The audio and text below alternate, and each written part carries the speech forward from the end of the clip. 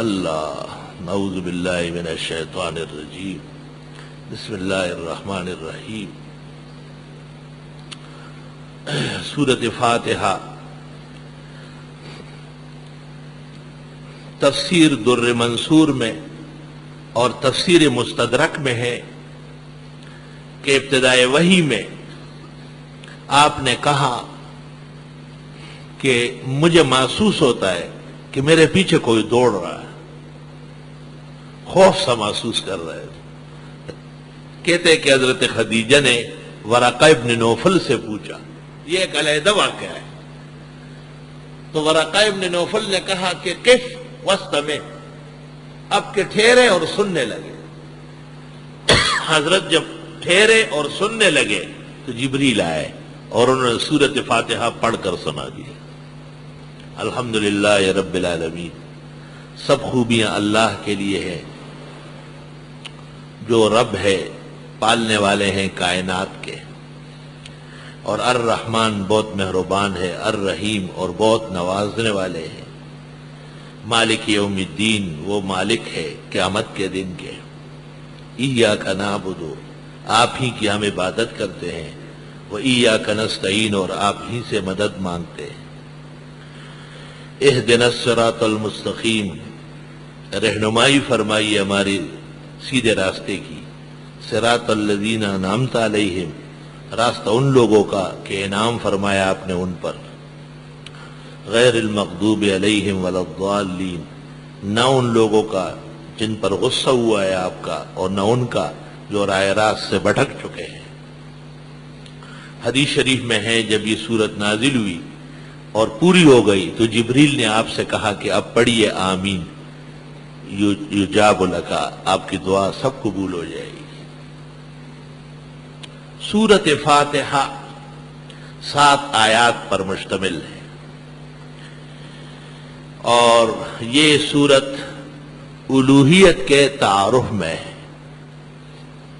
قرآن چونکہ شروع ہو رہا ہے تو سب سے پہلے صاحب قرآن، قرآن نازل کرنے والا جس کا قرآن کلام ہے، اس عظیم متکلم بزرگ و برتر کا تعارف۔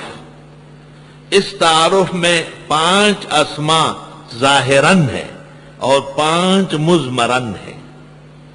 لفظ اللہ، لفظ رب، لفظ رحمان، لفظ رحیم اور مالک، یہ تو ظاہراً ہو گئے، اور معبود ہونا ایاک نعبد و ایاک نستعین، اور مستعین اور ناصر ہونا، مستعان ہونا، اور پھر ہادی ہونا اور منعم ہونا اور موفق ہونا، یہ 5 ظاہراً اور 5 مضمراً، 10 اسماء الہیہ۔ اس کے ساتھ یہ سورت ممتاز ہے کہ پورے کی پوری سورت میں اللہ بزرگ و برتر کی جلالت الوہیت اور عظمت خداوندی کا تعارف کمال ہے۔ اصل میں 4 مسئلے ہیں۔ پہلا مسئلہ ہے اللہ تعالی کا خالق ہونا، خلق السماوات والارض، اللہ نے آسمان و زمین، پہاڑ اور ابہر، نہر اور چشمہ، انسان اور حیوان، اولین و آخرین، سب کو پیدا فرمایا ہے۔ خلقکم والذین من قبلکم، اس کو کہتے ہیں مسئلہ خالقیت، اللہ تعالی کا خالق ہونا۔ یہ لفظ الحمدللہ میں ہے، لفظ الحمدللہ۔ اور دوسرا مسئلہ ہے اللہ تعالی صرف خالق نہیں، پالنے والا بھی ہے، پرورش کرنے والا بھی ہے، یعنی کہ میدان میں چھوڑ دیا نہیں۔ اوہو، اے کریمی کے از خزانہ غیب، گبر و ترسا وظیفہ خورداری، دوستارا کجا کنی محروم، تو کے بعد دشمنا نظر داری۔ یا اللہ، تو وہ دوسرا مسئلہ شروع ہو گیا رب العالمین سے۔ تیسرا مسئلہ کہ اللہ نے سب میں برکات ڈالی، سب کو فوائد اور خاصیات عطا فرمائی، وہ الرحمن الرحیم میں ہے۔ اس کو ہم کہتے ہیں شہنشاہیت مطلقہ، صرف اللہ کے لیے ہے، وہی شہنشاہ مطلق ہے۔ چوتھا مسئلہ قیامت برحق ہے، مالک یوم الدین۔ یہ چار مسئلے ہو گئے۔ الحمدللہ، حمد خوبی اللہ کے لیے ہے کیونکہ وہ خالق ہے۔ خالقیت کا مسئلہ بقرہ سے شروع ہو گیا اور مائدہ کے اخیر تک اکثر مضامین میں اللہ تعالیٰ کا خالق ہونا مذکور ہے، اور مسائل بھی ساتھ ساتھ چلیں گے تاکہ تعلق قائم رہے۔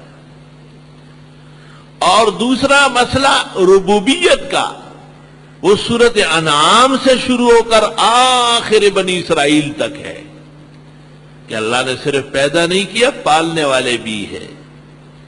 آل عمران دیکھو، نساء اور مائدہ دیکھو، اور پھر انعام کے بعد سورتیں دیکھو، اس میں کثرت سے ربوبیت آ رہی ہے، کثرت سے۔